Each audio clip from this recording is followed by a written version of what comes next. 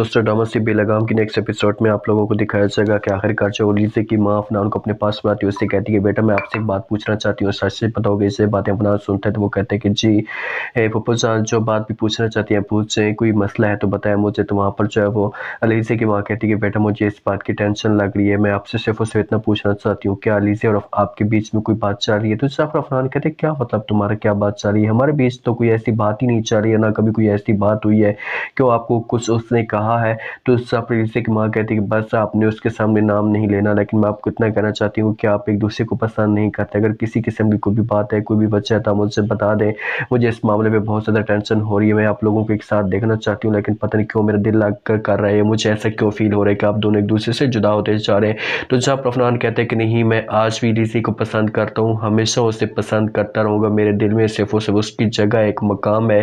Please आप ये बातें दिल से निकाल दें, ये सोच दिल से निकाल दें। मैं कभी किसी भी सूरत में अलीज़ा को जो है वो नहीं छोड़ सकता, मैं उसको पसंद करता हूँ, मेरी ज़िंदगी है वो। तो जाफर अलीज़ा की माँ कहती कि बस यही चीज़ें मैं आपके मुंह से सुनना चाहती थी, और मैं यही चीज़ें आपको कहना चाहती कि आप चाहे एक दफ़ा खुद उसके साथ बात तो करें, उससे जो है वो पूछने की कोशिश तो करें कि आखिरकार उसके हो क्या गया है, वो क्या चाहती है, सो उसके दिल के अंदर क्या बातें हैं। तो जाफर जो पूछने की कोशिश करते अपना उससे कहते अच्छा ठीक है, परेशान ना हो, मैं खुद जाकर इसके साथ बात करूँगा, इससे वजह ज़रूर पूछूंगा, जो बात भी होगी आपको मैं बता दूंगा। दूसरी तरफ आप लोग ये भी देखेंगे कि यहाँ पर जो है वो आती है फ़ौरन सानी की माँ सानी के वालिद के पास, उसे कहती है कि जो कुछ भी होना था हो चुका है, अब हम किसी भी सूरत में जो है वो रमसा को एक्सेप्ट करना पड़ेगा।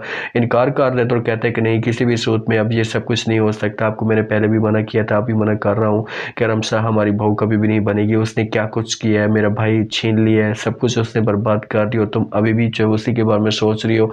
खुदा के लिए ये चीज़ अपने जहन से निकाल दो, और उस लड़की को भी अपने दिल से निकाल दो। उस लड़की की अब कोई भी जगह नहीं है और ना कोई जो है वो उसके लिए मकाम है, उसने हमें जो है वो बर्बाद करके रख दी, और तुम कहते हो कि हम उसके लिए जो है वो जगह बनाए, ऐसा कैसे हो सकता है? तुम खुद सोचो तो सही। तो वहाँ पर शनी की माँ कहती क्या हुआ, इंसानों से गलतियाँ होती हैं, उससे गलती होगी, मैं इस बात को तस्लीम करती हूँ, लेकिन अब वो बेचारी मुकम्मल तौर पर टूट चुकी है, अकेली रह चुकी है, तो क्या हम उसका साथ नहीं देंगे? लेकिन इनकार कर, तो कहते कि नहीं, किसी भी साथ की ज़रूरत नहीं है, जो बात भी आपको मैंने कहनी थी कह दी, बस अब यही होगा। इस घर में अलीज़ा की अब रमसा की जगह नहीं बनती, रमसा हमारे लिए समझो कि मर चुकी है। अफनान ऐसा ऐसा रमसा के साथ बात करना शुरू कर देता है, तो जहाँ पर जो है वो परेशान बैठी होती है रमसा। अफनान कहता है कि मैं तुम्हारे साथ तुम्हारे वालिद की वजह से बात करने की कोशिश कर रहा हूँ कि उससे तुमने तकलीफ़ दी है, तो मैं चाहता हूँ कि चलो तुम्हारे इस तरीके से दर्द कम हो सके, लेकिन एक बात याद रखना, तुम्हारी अब कोई भी जगह नहीं है।